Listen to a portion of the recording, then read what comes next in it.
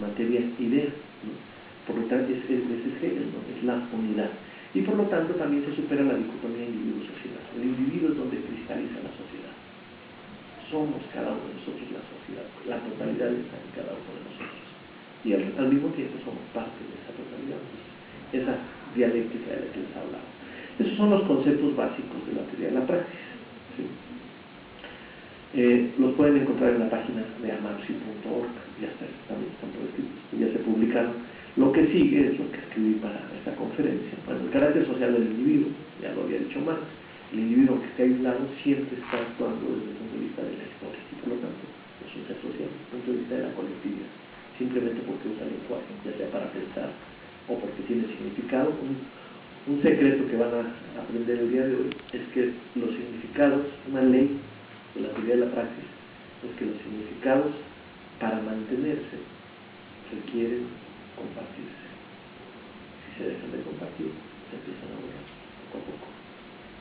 Por eso el aislamiento sensorial, que por ahí, no sé si ustedes conocen este libro de Choc, la doctrina del Choc, es un libro que no deben de dejar de leer, de Naomi Klein, porque es una explicación, y ahí vienen algunas cosas, experimentos de aislamiento de lo que está pasando en el mundo en los últimos 20 años, pero muy bien hecha realmente con Naomi Klein.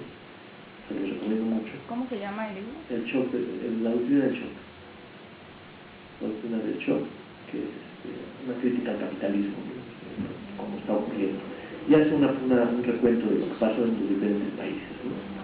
Entonces, aunque esté solo, el individuo es un ser social, y por eso la gente que se aísla demasiado se altera de sus funciones psicológicas, ¿no? Y eso es una de las cosas que vamos a ver a continuación.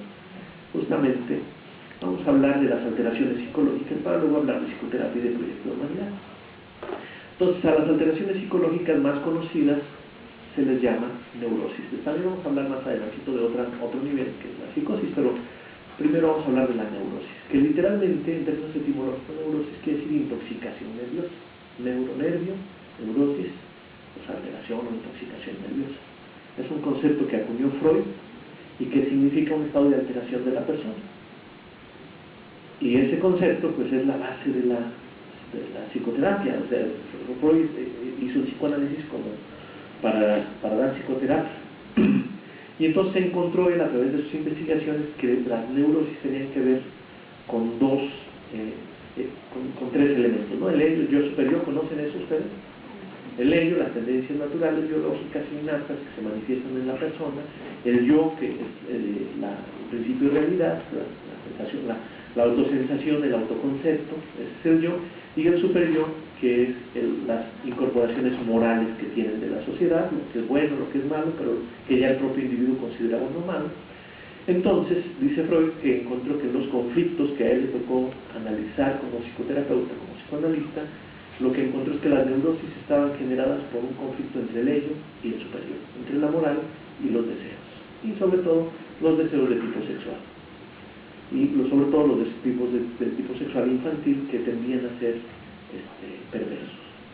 O sea, los niños, dice que Freud, son perversos polimorfos porque no tienen límites de qué es lo que es correcto y lo que es incorrecto. Entonces podrían aceptar cualquier tipo de contacto sexual, homosexual, anal, de todo tipo, y que eso, por la sociedad, el superyo empieza a decir esto se vale y esto no se vale. Con tu mamá no puedes, con tu hermana tampoco, tienes que buscar una pareja externa y hasta cierta edad. Entonces, de acuerdo a Freud, esa fue la conflictiva, y encontró, yo digo que con mucha razón, en la época en que le tocó vivir y en el ambiente judío que le tocó vivir, pues que había grandes conflictos. De hecho, en el psicoanálisis hay un judaísmo, digamos, ahí implícito, ¿no? La culpa como elemento, que la culpa es un concepto no griego, por ejemplo, sino es un concepto de origen judío. Los griegos no había el concepto de culpa, no era por lo menos tan importante como los judíos, los 10 mandamientos, etc. Entonces, Freud encuentra que cuando se enfrentan dos fuerzas de manera intensa, el superior, el deber, los valores y los deseos, se altera el yo. Y por eso Freud habla de malestar en la cultura también, porque la vida en sociedad para Freud requiere de cierta represión del ello, porque si no seríamos como animales, piensa, y entonces Según Freud, si fuéramos como animales seríamos muy agresivos y muy sexuales, ¿verdad? Seríamos promiscuos. Y dado que el parecido original, se imaginó Freud, que hasta ciertas investigaciones, que se implicaba pues que se habían comido al papá y luego la culpa, el tótem, el tabú, las normas, según ahí está el origen de la civilización, en la prohibición. Podría llegar a tener cierta razón, aunque ellos tienen una versión diferente, pero sí la sociedad se ha basado, y casi siempre cuando si vamos a organizarnos en el salón de clases, bueno, vamos a poner las normas. A ver, si alguien llega tarde, ¿qué sanción le vamos a poner? Prohibido llegar tarde. ¿No? Entonces tenemos la noción del derecho, debería llamarse no derecho, sino prohibición. Casi todas las normas dicen lo que no debes hacer. Decía por ahí mi padre, que es abogado, que el código penal está hecho, los códigos jurídicos están hechos para los delincuentes, porque son ellos a los que se les aplican. Mientras tú no seas delincuente, no sirve para nada el código, ¿no? Entonces él quería hacer un proyecto de código que dijera: el derecho a la vida es algo respetable y lo tenemos que cuidar entre todos. Por lo tanto, que la pena sí va a tener sanción, pero por lo menos ya sería los dos códigos, porque ahorita nada más es el que mate será sancionado. O sea, lo importante es la conducta de matar, no el derecho a la vida. Digo, está implícito, pero no es explícito. Entonces, Freud encontró este conflicto entre los deseos y los deberes, y la gente se alteraba por eso la neurosis cotidiana, por eso esa sensación de malestar, y cuando esto se agudiza, pues se hace más alteración, mucho más alteración, de tal manera que el psicoanálisis es el análisis de cuáles son realmente tus deseos profundos, el reconocimiento de sus deseos profundos, tratar de que, por lo menos en el consultorio psicoanalítico, el psicoanalista no te juzgue, no te culpe, no te censure, y entonces haya una canalización y un manejo consciente, paradójicamente consciente, de esos deseos perversos, ¿no? Y a eso se dedica el psicoanálisis. Sin embargo, vamos a ver que hay algunos matices que se pueden hacer. La otra teoría que tiene un concepto básico en neurosis viene de Pavlov. Pavlov con sus discípulos entrenaron a un perrito desde una corriente muy distinta al psicoanálisis. Entrenó a un perrito para que cuando le ponían un círculo blanco, le daban comida, y entonces el perro pues veía el círculo blanco iluminado, salivaba, se acercaba y comía. Al ratito le cambiaron el círculo y le pusieron una elipse proporcionalmente de tamaño, y que también era elipse blanca, iluminada, y entonces el perro se acercó y le dio un choque eléctrico. Entonces se asustó. Al poquito rato ya veía la elipse, se alejaba. Y veía el círculo, se acercaba y comía. Rápido aprendió el perro, no había problema.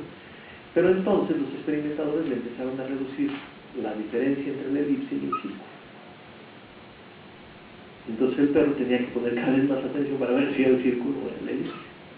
Hasta que llegó un momento en que ya no pudo distinguir cuál era el elipse y cuál era el círculo, y de repente se acercaba y tenía choque eléctrico, y de repente no sabía si era la comida, ¿no?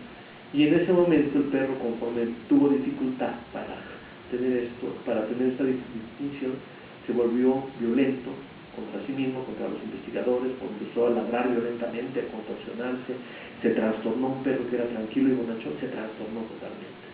Entonces, ¿qué le pasó? Hay una cierta similitud entre lo que dice Freud y lo que dice Pavlov, aunque son de corrientes psicológicas muy distintas. ¿Cuál es esa similitud? ¿Ustedes la ubican? ¿En qué se parece este experimento de Pavlov con lo que decía Freud?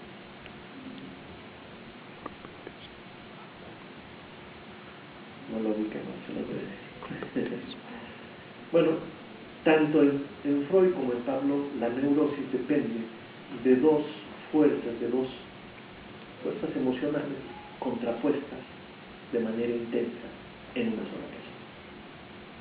En términos más llanos, querer y no querer, o desear y temer, ¿no?